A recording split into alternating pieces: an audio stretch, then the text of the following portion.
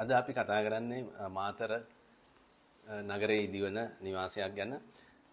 ඒ නිවාසයේ application එක අපි feel කරලා තියෙන්නේ මාතර නගර සභාවේ. ඉතින් ඇප්ලිකේෂන් නගර සභාවෙන් නගර සභාවට වෙනස් වෙනවා. රෙගුලේෂන්ස් එකයි. ඒ වුණාට ෆිල් කරන මේ ෆෝමැට් එක නගර සභාවෙන් නගර සභාවට වෙනස් වෙනවා. මේ තියෙන්නේ මේ මාතර ඇප්ලිකේෂන් එක.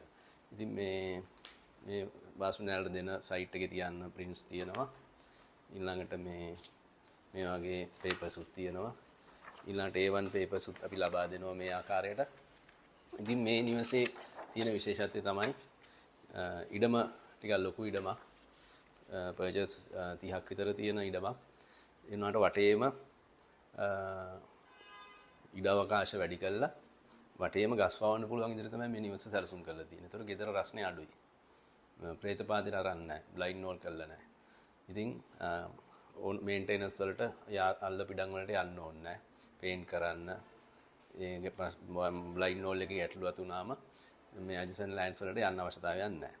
ඉතින් මේ නිවසේ විශේෂත්වය තමයි ගෙවල් දෙකක් විදියට ග්‍රවුන්ඩ් ෆ්ලෝර් අපර් ෆ්ලෝර් නිවාස දෙකක් විදියට රෙන්ට් කරන්න පුළුවන් විදිහට තමයි සැලසුම් කරලා තියෙන්නේ. ඇත්තටම තාත්තා මේ දුවට හදන නිවාසයක්. ඉතින් එතකොට මේ වගේ අවස්ථාවේදී ස්ටෙයාරකේස් එක සෙපරේට් තියෙන්න ඕන. එන්ට්‍රන්ස් එළියෙන් ඇවිල්ලා යන්න තියෙන්න ඕන. නැත්නම් ඉලෙක්ට්‍රිසිටි වෝටර් ගන්න ගියාම ලබා දෙන්නේ නැහැ ඉලෙක්ට්‍රිසිටි බෝඩ් වෝටර් බෝඩ්. ඒ සෙපරේට් විදියට මේ උඩු මහලයි බිම් මහලයි වෙන් වෙලා තියෙන්න ඕන. මේ වලට පේන මේ ස්ටෙයාරකේස් එකෙන් එළියෙන් යන්න තියෙන එක්ස්ටර්නල් ඩෝර් එකක් දාලා තමයි මේ උඩු මහලට යන්න තියෙන්නේ සැලසුම් කළා.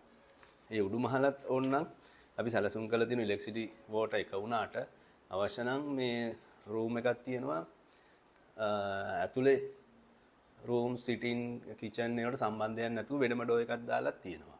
ඕනනම් ඒ රූම් එක උඩු මහලේ ඒ බෙඩ්රූම් එක අවශ්‍ය නම් ඒ උඩු මහලටම එකතු කරගන්නත් ඇයගේ.